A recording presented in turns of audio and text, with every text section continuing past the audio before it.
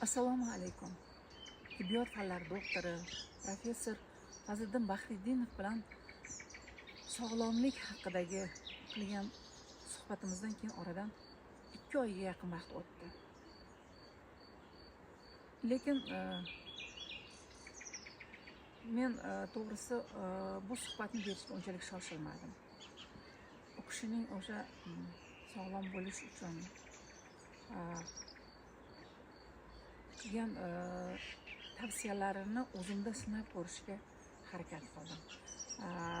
Va o'sha aytganlaridek harakat, yurish, kechqurun mana 45 minut, 1 soat yurish, ertalab 15-20 minut och qorinda yurish.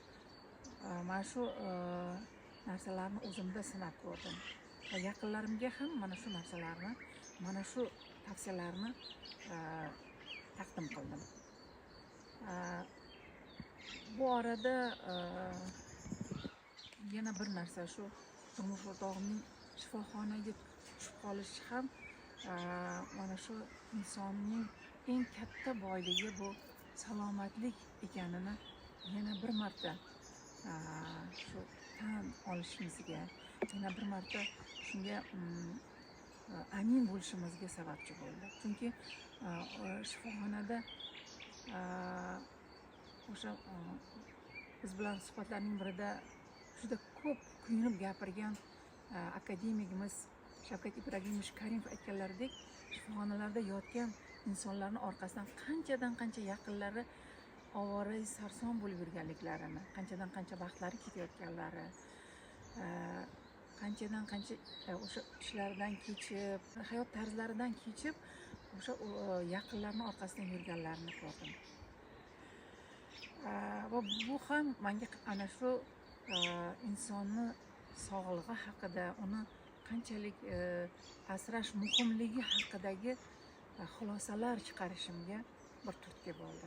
Chunki mana shu orada yana bir narsani aytib o'tay. Mana o'sha har xil ichimliklar, gazli ichimliklar, o'sha freshlarni ichib yuragida bir beoromlik sezgan, yuragini ancha ishdan chiqarib qo'ygan yosh yigitlar bilan ham gaplashdim, ular fikrlarini oldim. Mana shu o'tgan vaqt ichida men 37 yildan beri qandli diabet bilan og'rib kelayotgan. Lekin 70 yoshga kirgan o'sha inson hayotda kurashib yashayotgan. Mana shu kasallikka taslim bo'lmaslik uchun juda ko'p narsalarga e'tibor qilayotgan, ayniqsa parhezga rioya qilayotgani, o'zini sog'ligiga bee'tibor bo'lmasdan yashayotganini guvohi bo'ldim. Yana shulardan qo'shimcha qilgan holda 82 yoshga kirgan bir ayol bilan ham tanishib qoldim. Bu ayol ham o'sha qandli diabetni bilan og'riganlar, 35 yildan beri mana shu kasallik bilan kurashib keladilar, mana shu kasallik bilan yashaydilar.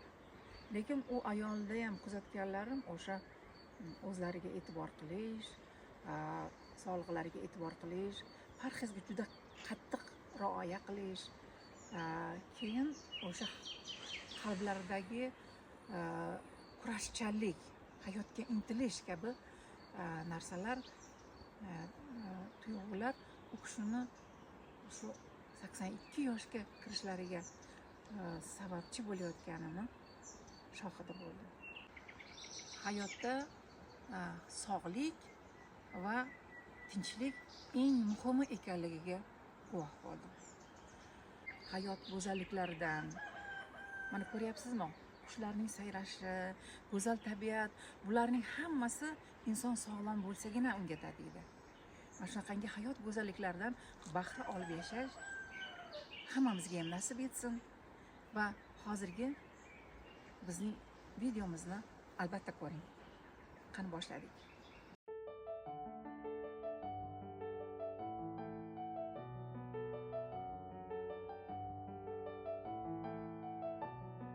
80-yillarda bu statistika butun dunyo sog'liqni saqlash ma'lumoti bular hammasi to'g'rimi?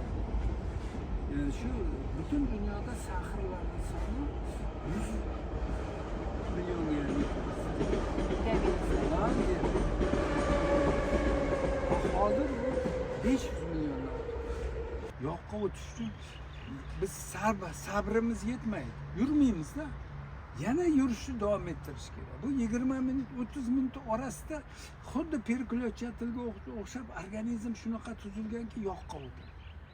Yoqqa o'tish uchun hatyoba 45 minut yurish kerak. 20 minutdan keyin sekin boshlanadi. 30 minut davomida organizm o'ziga qarab yoq yoki bo'lmasa uglevod yoqishi mumkin. Bu yoq haqiqiy organizmni tinchlantirib, yaxshi ishlatadigan narsa. Biz buni yig'ib yuribmiz. 100 ming kaloriya turibdi o'zimizda. Demak, yog'dan ham foydalanishimiz kerak. Mana foydalan, ana shuni bilmaymiz. Miya uchun ham juda foydali ekan. Yog'lar. Yog'ni jigar parchalaydi, ketonoviy diyeta deb chiqyapti. Ketonlar miya faoliyatini yaxshilaydigan eng yaxshi narsa bo'lib chiqdi. Harakat qilgan organni davolash keragi yo'q. O'zini o'zi davolaydi. Kechqurun ovqatdan keyin hech bo'lmasa 40-45 minut yurish kerak. Tabletka ichamiz, bitta organni davolaydi. Ikkinchisiga zarar. Ichki yog'larni yoqish oson emas-da. Unga sabrimiz yetadi. Bu tayyor yog'. Yog'ni ishlatishni bilmaymiz. Sog'lom bo'lish uchun birinchisi stress. Stress bu qandni ko'taradi. Stressdan qutulish demoqchisiz. Stress qandni ko'taradi. Shakar ko'tariladi stress. Odam asabiylashganda. Asabiylashganda qand ko'tariladi. Un, tozalangan un. Oq un. Rafinirованная мука deydi. Oq un. Oq unni glikemik indeksi 70 dan yuqori, eng asosiy. Oq unni yeymiz. Yegandan keyin glyukozani qarasangiz osmonga ko'tarilib ketadi. Insulin ko'p chiqadi. Kola, Fanta hamma yerda reklama qilib yuradi. Ular tayyor shakari, suyuq shakar.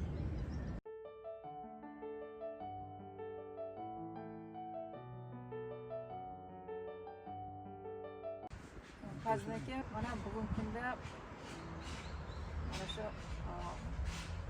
kasalxonalarimizda nimagadir odamlar juda ko'payib ketganini kuzatamiz. Insonlar ko'payganini ko'ramiz. Yosh bolalar ham bor ularning ichida. Kasallik turlari ham ko'payib, yangi turlari chiqayotganini ko'ryapmiz. Lekin mana shularning ildizi borib nimaga taqaladi? Bir uzoq yillardan beri tibbiyot sohasida ishlayotgan mutaxassis, fan doktori, professor sifatida fikrlaringizni bilmoqchi edik shu masalada. Juda ham to'g'ri savol berdingiz. Nimaga desangiz, haqiqatda ba'zi bir kasallik turlari juda ham ko'payib ketdi. Mana sahr 80-yillarda bu statistika butun dunyo sog'liqni saqlash ma'lumoti bular hammasi to'g'rimi? Shu butun dunyoda sahrlarning soni 100 millionga yetadi. Hozir 500 milliondan butun dunyoda ko'ryapsiz, shuncha vaqtda ichida 5-6 marta ko'paydi. Nima? Mana shu juda ham muammoli masala. Buni chuqur ma'nosi bor. Nimaga desangiz, mana o'tgan haftada yurtboshimiz shu butun tibbiyot xodimlarini yig'ib bitta so'zni to'g'ri so'z aytdi. Ha desangiz, men Yaponiyaga bordim. Yaponiyada birorta qorin qo'ygan insonni ko'rmadim. Hech bo'lmasa yurishni odat qilaylik. Asli bu so'zning ma'nosi juda ham chuqur. Hamma kasallik boshlanishi sababi ko'p narsa o'zimizga bor. Nimaga desangiz, shu sog'liqning shu asosiy sababi bu kaliti, sog'liqni saqlash kaliti bu yurish. Shuning uchun biz albatta o'zimiz uchun bir kunda 1 soat ajratishimiz kerak. Shifokor to'g'risida shifokor sifatida shunga aminmanki, kechqurun ovqatdan keyin hech bo'lmasa 40-45 minut yurish kerak. Yarim soatdan 45 minut. Ertaman bo'lsa, hatto 15 minut yurish kerak. Bu sizni sog'lig'ingiz uchun, sizni kelajagingiz uchun, kelajakda kasal bo'lib aptekaga yugurmasligingiz uchun.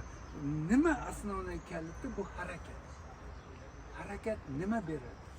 Harakat shu Ibn Sino bobomiz aytganlar, hatto 1000 yil oldin aytdilar shu.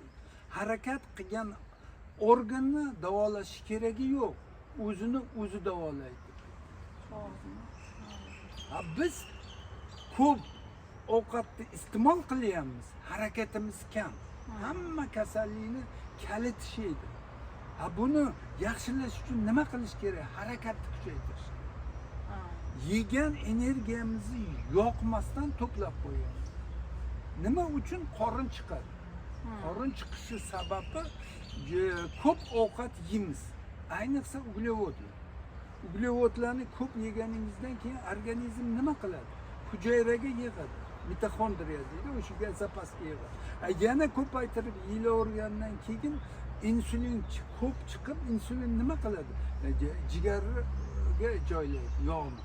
Ko'ryapsizmi? Jigarga aylantiradi uglevod. Jigarda glyukogen sifatida to'planadi. Eng yomoni ichki yog'larni to'planishi. Charvi yog'lar, jigar atrofidagi yog'lar, pochka atrofidagi yog'lar, jigar tutqichdagi, unaqadagi kishi ichidagi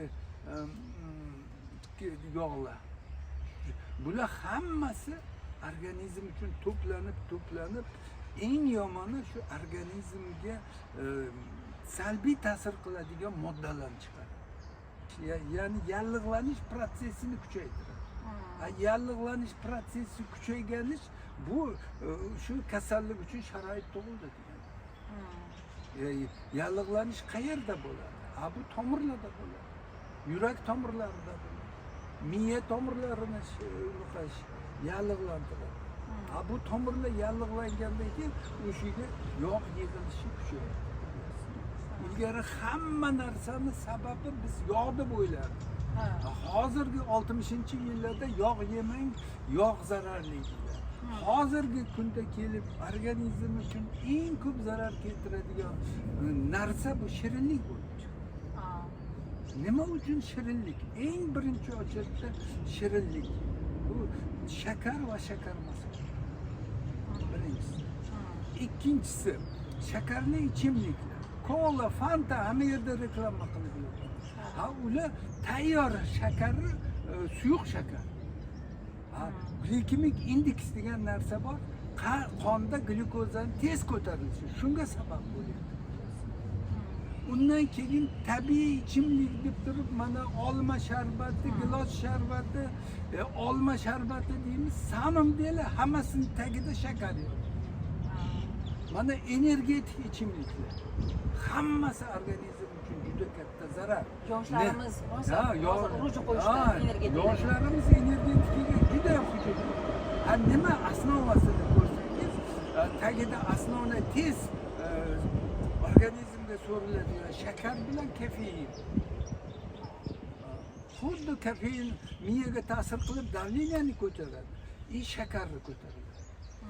Hozir butun dunyoda bu salomatlikka e'tibor katta. Mana naучный butun dunyoda shunaqa jurnallar, pitaniya degan jurnallar bor. Bular yana shu unaqa asosiy organizmni davolaydigan narsa bu harakat. O'sha 1000 yillik tarixga. Bu tabletkalar emas. Tabletka ichamiz, bitta organni davolaydi. Ikkinchisiga zarar. Organizm o'zini o'zi davolash uchun biz kaliti o'zimiz.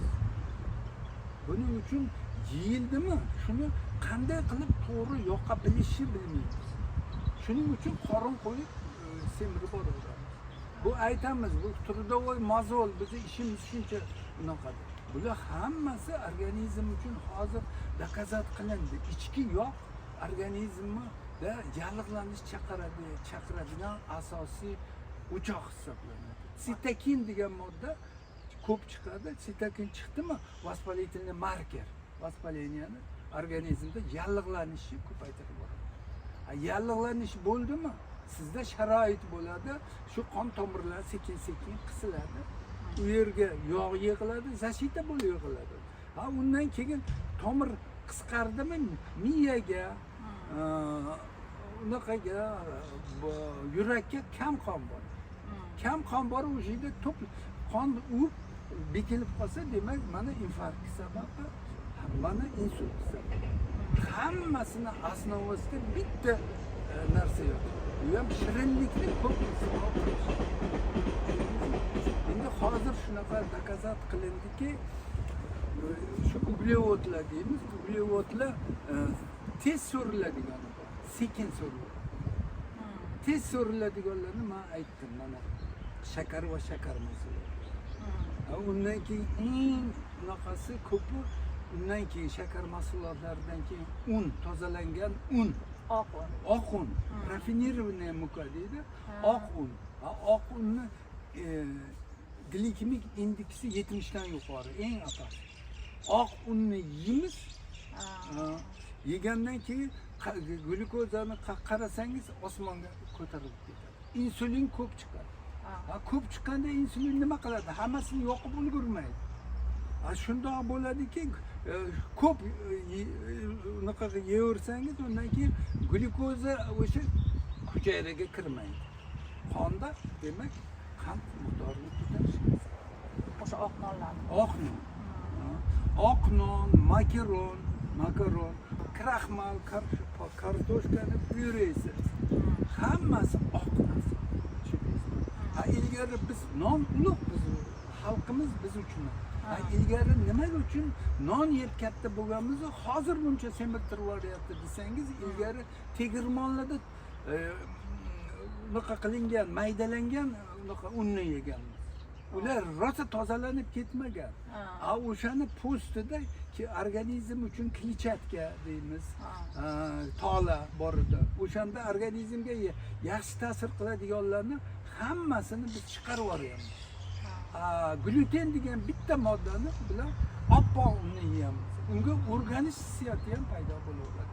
Undan keyin organizm o'shani tortadigan bo'lib qoladi. Yegingiz keladi. Bunda xalqimizni hozir onliyligi o'syapti. Ko'p joylarda o'sha qora unni ishlatish kerak. To'g'ri.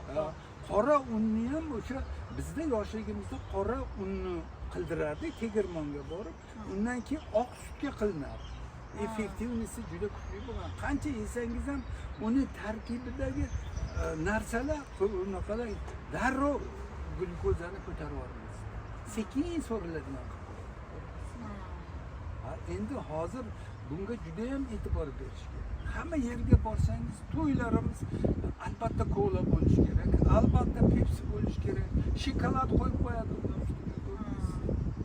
Bular hammasi insulinni ko'p chiqaradigan bomba, sahrni ko'taradigan bomba. Hech bo'lmaganda, ba'zanaki hech bo'lmaganda mana shu yosh bolalarimizga shu o'rgatish kerak. Kola, fantalarni ichmaslikni o'rgatish kerak. Bular faqat ongli ravishda buni qilish kerak. Bunga biz qarshi chiqa olmaymiz, lekin ongni ishlatish kerak. Tushundingizmi? Mana yaqinda Fazlniki men Buyuk Ipak yo'li metrosiga yaqin joyda bir do'konni ko'rdim, yangi ochilgan do'kon ekan. U do'konda o'sha hali siz aytgan parhez nonlar va o'sha diabetlar uchun nonlar. O'sha chiqariladigan do'kon kichkinagina ochilibdi. O'shalar ochilgan. Keyin men qiziqishga so'radim sotuvchidan. Buni sotilishi qanaqa, odamlar qanaqa qabul qilyapti? U yerda oq non yo'q. Birinchi, ikkinchi sort unlar. Keyin o'sha hali siz aytganingizdek gluten moddasi ko'p bo'ladi dedi, oq nonlar. Unda glutensiz deb yozilgan nonlar ham chiqarilayotgan ekan. Juda hozir xalqimizning ongliligi ham oshyapti. Shunaqa joylar ko'payib ketdi. Endi biz bilishimiz kerak nima yeyishimizni. Glikemik indeksini pasaygan ovqatlarga o'tishimiz. Bular nima? Bular hozirgi talablar bo'yicha afzal sabzavot. Hmm. Mana sabzavot основной nima? Основной qilinadigan narsa kletchatkani ko'payish kerak. Kletchatka degani tola. Tola degani demak bu kishishlik uchun foydali. Tola bu ichimizdagi mikrobiom, shu yaxshi sifatli bakteriyalar uchun ovqat bo'lishi kerak. Agar o'shani yaxshi sifatli ovqat bilan ta'minlasak, bu organizm uchun juda foydali. Bu yaxshi sifatli ovqat nima? Bu tola. Tola nimada? Sabzavotlar. Mana представить qiling. Bitta unaqaga mana eng yaxshi unaqa olma. Mana olma kletchatka-ku. U ham uglevod lekin. Mana olma. Bundan keyin karam. Karam kletchatka, turgan bitgan kletchatka ko'ryapsiz. Karam. Undan keyin shalg'am. Har xil narsalar. Bolaligimizda rosa yedirishardi. Ularni duxovkada yoki bo'lmasa haligi mantiq qozonda qaynatingda, ustiga ozgina olivko'y masla, u bo'lmasa ham o'zimiz sara yog' bor, ozgina qo'shib yeng. Вообще bu organizm uchun eng yaxshi narsa. Qizil lavlagi. Qizil lavlagi bittadan shundoq qo'shsangiz ham o'sha ovqat bo'ladi. Hozirgi dunyoning ma'lumotlari bo'yicha 50% sabzavot bo'lsin. 50% yana qoldimi? Yana 25% oqsil. Oqsilga boy mahsulotlar. Faqat 25% uglevod. Uglevodlar ham tez hazm bo'ladigan uglevod emas, sekin so'riladigan uglevodlar kerak. Tushunasizmi? Mana 100%. Agar shuni qiladigan bo'lsak, mana hozirgi ma'lumotlar bo'yicha sizda tarelkada qo'yib qo'yildi ovqat. Birinchi biz oqsil narsani yeyishimiz. Chunki birdaniga haligi glyukozani tez ko'tarilishga yordam beradi. Tushundingizmi? Oqsil yeganingizdan keyin glyukoz eng birinchi ishlatiladigan narsa organizm uchun yengil o'zlashadigan uglevod. Qondagi qandni yurganingizda muskullar qisqarib, butun sekin-sekin kamaytirib boradi. Qonda shunaqaki yurganingizdan keyin har bitta mushaklarimiz qisqarishi bu energiya. Bu glyukoza talab qiladi. Endi shunaqa vaqt keladiki, glyukozangiz doim bo'lavermaydi-ku. Endi siz o'sha yig'ib qo'ygan yog'ni ishlatish kerak. Qorin yog'larini ishlatish uchun bu ajoyib unaqada buning uchun bu fiziologiyani yaxshi bilish kerak. Masalan, 20 minut, yarim soat yurgandan keyin sekin organizm o'sha yig'ilgan yog'ni ishlata boshlaydi. Yig'ilgan yog' nima? Mana birinchi qondagi glyukozani ishlatdi. Undan keyin jigar muskulga yig'ilgan glyukozani ishlatdi. Undan keyin jigarga yig'ilgan unaqani glyukogenni glyukozaga almashtirib ishlatib yubordi. Undan keyin vaqt keladi. Shu yoqqa o'tish kerak. Yoqqa o'tish uchun biz sabrimiz yetmaydi. Yurmaymiz-da. Yana yurishni davom ettirish kerak. Bu 20 minut, 30 minut orasida xuddi perkulyatchatilga o'xshab organizm shunaqa tuzilganki yoqqa o'tadi. Yoqqa o'tish uchun hatyoba 45 minut yurish kerak. 20 minutdan keyin sekin boshlanadi. 30 minut davomida organizm o'ziga qarab yoq yoki bo'lmasa uglevod yoqishi mumkin. Bu yoq haqiqiy organizmni tinchlantirib, yaxshi ishlatadigan narsa. Biz buni yig'ib yurimiz, 100 ming kaloriya turibdi o'zimizda. Demak, yog'dan ham foydalanishimiz kerak. Mana foydalan, ana shuni bilmaymiz. Yig'ib yurimiz. Ko'ryapsizmi? Uni kaliti yurish, boshqa hech narsa yo'q. Yuryapsiz. Endi yurishda ham hozirgi oxirgi dalillar nima beryapti? Kechqurun yurish juda ham foydali. Ertaman och qorinli yuradigan bo'lsangiz, effekt yana yaxshi. Men shu gapingizga fazlanki bir narsani esladimda. Mana rahmatli Jamol Kamol O'zbekiston xalq shoiri bor edilar. Eslasangiz rahmatli bo'ldilar. O'sha kishi menga gapirib beruvdilarki, ustozlari taniqli adabiyotshunos olim, professor Izzat Sulton har kuni to hayotlarining oxirigacha soat 5 da turar ekanlar. 5 da turar ekanlarda yurar ekanlar. O'sha kishi ancha yoshga kirib vafot etdilar, lekin shu odatni tark etmaganlar to umrlarini oxirigacha biz buni hammamiz odat tusiga aylantirishimiz kerak. Nimaga desangiz, biz boshlaymiz. Juda katta entuziazm bilan boshlaymiz. 2-3 kun o'tgandan keyin tamom charchab qoldim, mana shu bilan boshlaymiz. Bu hayotimiz uchun odatga aylanishi kerak. Buni effekt berishi, masalan, 10 kunda sekin yengillik his qilasiz. 2 haftada sekin boshlanadi. Biz 2 haftaga yetkazmasdan to'xtatdik. Buning uchun shu odat qilishimiz kerak. O'zimiz uchun 1 soat nima bo'lganda ham vaqt ajratishimiz kerak. 45 minut kechqurun, 15 minut erta. Bu o'zimiz uchun, hozirgi salomatligimiz uchun kerak. Kelajagimiz kerak. Yaxshi qarilik uchun poydevor qurishimiz kerak. Bu bizni yegan ovqatimiz tarelka bilan unaqaga bog'liq. Harakat. Endi buni agar muntazam qiladigan bo'lsa, faqat shu doimiylikda hammasi. Doim qilaveradigan bo'lsa, effekt обязательно. Bu bo'ladi albatta. Foydasi. Biz o'shanga sabrimiz yetmaydi. Nima uchun bo'lmasa, hech narsa Yaponiyada yuzga qarab ketgan odamlar juda ham ko'p.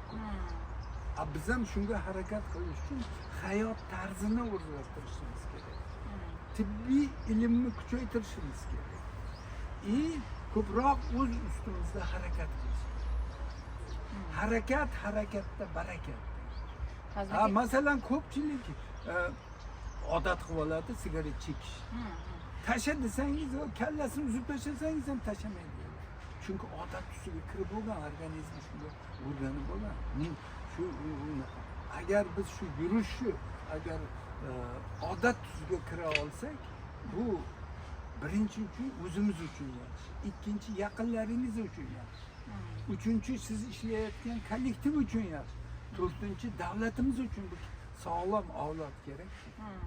Mana 2020-30-yilga yana 30 ta konstitutsiya sog'liqni saqlash to'g'risida qonun qabul qilindi. Bular ham shu hamma harakat. Lekin buni harakat qilmasdan hech narsaga erishib. Eng asosiysi doimiylik, muntazamlik. Endi men yana bir shunday ibodat qildim. Masalan, siz ovqat yedingizda, ovqatning orasida kichkina, masalan, haligi zakuskada bir narsa, konfetni bir narsa solasiz, tamom organizmga unaqa o'tib bo'ladi. Uglevodga o'tib bo'ladi. Chunki insulin baribir chiqadi. Ko'ryapsizmi? Orasida, ovqatning orasida iloji bo'lsa kamaytirish. Hech narsa yemaslik kerak. İçadigan narsa bitta narsa bor, ertamandan boshlagan faqat suv. Choy. Choy ham foydali, juda foydasi katta. Albatta ertamanda pochka doim ishlaydi. Organizm suvsizlanadi. Agar suvsizlanishi oldini olish faqat hatto 1 stakan bitta unaqada 200 ml iliq suv ichishdan boshlaysiz. Ertalab. Ondan keyin shirinlikka unaqa qilishimiz kerak. Yugurishimiz kerak. Shirinlik nima qiladi? Qoningizdagi sahar. Endi agar biz shuni o'rniga bitta yo ikkita ertaman tuxum yesak, u belok. Sho'rchi yaxshilab tushirib, o't qopini qisqartiradi. Xolesterinlarni o'zi organizm o'zi kamaytiradi. Men bolalar, yosh bolalarni ko'ramizda, juda shirinliklarga ruju qo'yishgan bo'ladi. Ularni qanday qilib, masalan, ilgari bizni shunaqa deb o'rgatganda, sovet tuzumida aytgan glyukoza juda yaxshi, miyaga yaxshi deyilgan. Yaxshi bo'lib, o'shani juda ko'payib ketish kerak emas. Hozir organizm uchun birinchi dushman bu shirinlik bo'ldi. Shirinlikdan o'zimizni tiyishimiz kerak. Shirinlik bu shu tez so'riladigan uglevod bo'lgani uchun, tez organizmda qonni ko'targani uchun. Qon ko'tarildimi, demak insulin ko'p chiqdi. Insulin ko'p chiqdimi, u parchalab uspet qilmaydi, yana organizmga zapaska saqlab qo'yadi organizm. Demak insulin ko'p bo'ldimi, demak yog' ko'p to'planadi. Yog'ni ko'p to'plamaslik eng shu salomatlikning kaliti. Buning uchun o'zimiz harakat qilish kerak. ongli ravishda doimiy bo'lishi kerak. Ertamanda suv ichib yurish odati bu ulug' odat. Salomatlik uchun juda katta. Men juda ko'p chet ellarda bo'lganman. Bog'lariga kirsangiz ertaman ham kechqurun postoyanno odam yurganini ko'rasiz. Endi organizm qiynab yurish kerak emas. O'rtacha tezlikda yurish organizm uchun juda foydali. Nima qilar ekan endi shunaqa yurishni foydasini faqat shu organizm uchun emas bu. Bu butun organizmga foyda. Yurganingizda nima bo'ladi? Endorfin degan gormon ko'payadi. Mana tekshirishsiz. Endorfin gormon sizni kayfiyatingizni ko'taradi. Yoki stress gormoni bor, kortizol. Kortizol yurganda kamayadi. Kortizol kamaydimi? Demak, glyukoza yo'qolish uchun katta shart. Undan keyin yurish ne только salomatlik uchun, miya uchun juda katta foydasi. Shu tekshirishlar, oxirgi tekshirishlar shuni ko'rsatdiki, shu ko'p yurganingizda o'rtacha tezlikda 20 minutdan keyin miya faoliyatini kuchaytiradigan dori unaqa bor. BNDF deydi. BNDF miya faoliyat neyronlarini o'stiradigan gormon ko'payadi. Bu nima qiladi? Xotirangizni yaxshilaydi. Alsgeymer kasalligini oldini olish uchun vosita. Ne только yurganingizda o'zingizni sog'lig'ingizni masalan saqlayasiz. Haligi aqliy qobiliyatingizni, saviyangizni ham kuchaytiradi. Shuning uchun yurish juda ham foydali. Yaxshi gormonlarni organizmda ko'paytiradi. Buni agar bo'ladigan bo'lsa juda ko'p xalqimiz bilan muloqot, asta-sekin tushunish albatta shunga olib keladi. Undan keyin shu yana shu bunaqaga masalan ko'p bunaqalar masalan ovqatlanish tartibi. Bizda sabzavotlarni juda kam iste'mol. Mana brokkoli. Uni dimlab yesangiz qanaqa foyda. Uning ustiga bolgarskilarni qo'shing, sabzini qo'shing, karamni qo'shing. Bu qimmat narsa emas. Biz falon pulga kola olamiz, sabzavotlar arzimagan pulga olmaymiz. Ko'ryapsizmi? Buni o'ziga svoklar qancha turadi, ko'ryapsizmi? Kartoshka bu kraxmal. Buni unaqa qilish kerak emas. Kam yeyish kerak. Uni yeyishi ham asobi o'zini unaqasi. Lekin bolgarskiy bu juda perslar juda yaxshi. O'zimizdagi ko'katlar, kinza deymizmi, mana u hammasi yaxshi narsa. Ko'kat qancha kerak bo'lsa, shuncha organizmga. Ular ham uglevod, ularni farqi nima nom bilan? Uni tarkibida tola deymiz, kletchatka bor. Ana shu kletchatka organizmdagi yaxshi bakteriyalarni kuchaytiradi. Yaxshi bakteriyalar kuchaydimi, demak, organizmga foyda bo'ladigan mahsulotlarni chiqaradi. Bir-biri bilan organizm bir-biri bilan bog'liq. Bu esa shu salomatlikning kaliti. Biz baxtga qarshi eng yaxshi narsa salomatlik, kasal bo'lmasdan oldini olishni o'rganishimiz kerak. Shuning uchun hamma aptekada ochib turadi. Fazlan keyin yana bitta so'ramoqchi bo'lganim, mana insonning ruhiyatini davolash kerak sog'lom bo'lish uchun. Inson ruhiyati sog'lom bo'lishi kerak. Birinchi o'chirtdagi vazifa buning uchun eng sog'lom bo'lish uchun birinchisi stress. Stress bu qandni ko'taradi. Stressdan qutulish demoqchisiz. Stress qandni ko'taradi. Bilasiz, shakar ko'tariladi stress. Odam asabiylashganda. Asabiylashganda qand ko'tariladi. Buning uchun o'sha asabiylashni yo'qotish kerak. Yurganingizda kayfiyatni ko'taradigan gormon ko'tariladi. Asabiylashdingizmi, stress gormon deydi, kortizol osmonga chiqib ketadi. Kortizol osmonga chiqib ketdimi, demak, glyukozaga eshiklar bekiladi. U yana semirishga olib keladi. Tushundingizmi? Buning uchun yurish kerak, harakat qilish kerak. Hammasini shu ketma-ketlikda, tushundingizmi? Doim qilish kerak. Albatta Biz hozir shunaqa moda chiqib ketdi, qorni katta ayollar ayniqsa qo'l qirqib tashlaydi oshqozon. Voy, buni yoqishi uchun bizda birinchidan saviya yetish kerak, ikkinchidan doimiy bitta narsani qilish kerak, uchinchidan harakat. O'sha semizlikni yo'qotaman deb qornini operatsiya qildirib,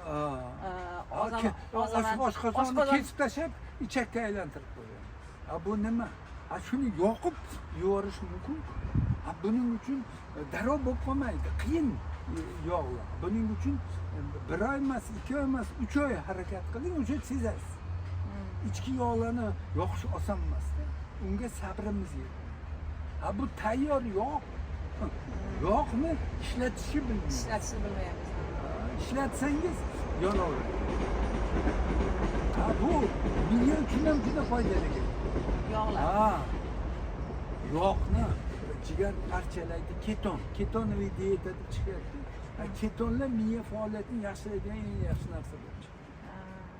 Organizm bekorga kerak bo'lib qoladi deb yig'ib boraveradi. O'sha yig'ib turaveradi. Biz faqat tez bo'ladigan uglevodlarni ishlatamiz. Endi biz o'tishimiz kerak shu yog'ni yoqishga. Buni kaliti dori emas, o'zimizda. Muntazam va doimiy yurish. Yurishda ham masalan tezlab yugurishingiz shart emas. O'rtacha tezlik eng yaxshi.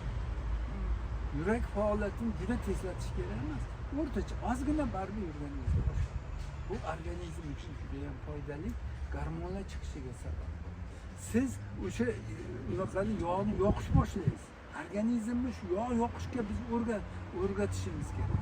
Alloh organizmni shunaqa qilib yaratganki, ikkita katta energik resurs. Bittasi yog'ni yoqadi, bittasi uglevodni, bittasi yog'. Yog'ni yoqish uchun biz yurib organizmni sekin-sekin o'sha yog'ni yoqishga o'rgatishimiz kerak. Biz o'shani bilmaymiz. Shuning uchun hamma yerga borsangiz, kasallikning sababi qorin kattaligidan boshlanadi. Tushunyapsizmi? Bu ichkarida turavermaydi. Bu organizmni shabadalatadigan, shu yallig'lanishni chaqiradigan modda chiqaryapti. Bu sabab nima? Oxiri insulin, infarkt sababi bo'ldi. Ana. Rahmat. Uni o'z vaqtida agar shuni yoqib yuborganimizda eng yaxshi energiya. Mana shunaqa kasallikka uchraymiz. Buning uchun albatta shu diyeta bilan, diyeta deb asobiy diyeta qilib ozib yana tashlavorasiz, yana qaytarib uni keragi yo'q. Prinsipni yaxshi bilish kerak. Nima qilish kerak? Birinchi nima yeyish kerak? Ozish uchun qaysi mahsulotlarni yeyish haqida bizda tushuncha bo'lishi kerak. Masalan, uglevodni kamaytirsa bo'ladi. Biz shunga o'rganib qolganmiz. Nima bo'lsa, shu uglevod. Yeydigan narsani o'ylab ko'ring, oq un bo'lsa, guruch bo'lsa, makaron bo'lsa, ko'ryapsizmi? Kartoshka bo'lsa. Organizmda yog' yig'ilmasdan nima yig'iladi? Ikkinchi usul, eng arzon, yaxshi usul. Biz hech sotib olmaymiz, brokoli sotib olish kerak. Har xil unaqa ko'katlarni sotib olmaymiz. Eng arzon ko'katlar. Biz eng arzon unaqani bolgarskiy perslarni sotib olmaymiz. Bu sabzini sotib olmaymiz. Olma qancha arzon bo'ldi bizda. Buni tarkibida bilasizmi? Olmaning tarkibida haligi eriydigan kletchatka bor. Bu kishishlik uchun juda ham foydali. Arzon narsaga emas, biz qimmat narsaga yeymiz. Asosiy sababi o'zimizning qo'limizda. Keyin yana mana Fazil aka, hozir mana qarang, qanaqa chiroyli joyda turibmiz. Bu yerda mana har xil daraxtlar, hatto dorivor nimalaringiz ham bor ekan. Shu haqida ham ozgina gapirib bering. Bu qanchalik odamning sog'ligiga ta'sir qiladi? Mana bunaqangi tabiatning go'zal ko'rinishlari. Go'zal ko'rinishlari. Yuring endi ko'rsating o'sha nimalarni. Bilan uyg'un yashash. Nimaga desangiz, hozir bir butun dunyoda globalniy потепление. Nima degani? Butun dunyo isyapti. Bizga bog'lom ko'ryapsizmi? Ha u bizni unaqa qiladigan, shulardan saqlaydigan bitta narsa bor. Ular ham mana shu daraxtlar. Vaqtga qarshi mana mashina guylam ekildi mana. Yoningizda, uyingizda oltita daraxt nimaga ko'karmayapti deydi. Ha bu hamma unaqa qilmasdan hamma shuni o'stirishga harakat qilsa, mana unaqamda Toshkent unaqani o'rmonning ichida bo'lish. Mana biz uchun kelajak tasavvuri. Mana prezidentimiz ham mana konsepsiya qabul qilyapti. O'rmonga aylantirish planlari tushunyapti. Lekin uyimizda shu bitta daraxtni o'zi o'stirishimiz kerak. Qanaqa daraxt bo'lsa ham balki yozildimi? Karbonat angidrol kislorod chiqadimi, hammasi foyda. Shuning uchun buning uchun jamoamiz bilan birga harakat qilishimiz kerak. Bu tez degani unaqa. Faqat havoni tozalaydi. Bu o'zimizni shamshod, mana ko'ryapsizmi? Har xil formadagi ishlar. Bu shamshod nima foydasi? Shamshod organizmni havoni eng tozalaydigan narsa. Bu kislorodga boyitib organizmga og'irroq, yaxshi kislorodli narsa a'zolarni chiqaradi. Tushundingizmi? Shuning uchun juda ham xotirjam, ruhiyatga ta'sir qiladi. Buni mana buni agar mana shu unaqalarini hammasini yostiq qilib sotishyapti. Yostiqni qilsangiz spokойно bo'lasiz. Mana jasmin ko'rib turing. Bu jasminni keyin terib olasizmi? Yo'q, terilmaydi. Shu gapiradi. Ochib turaveradi. Ochiladi dedi. Shamshod. Qanaqa qilib forma bersangiz shunaqa o'sadi. Mana ko'ring, mana bu ham shamshod.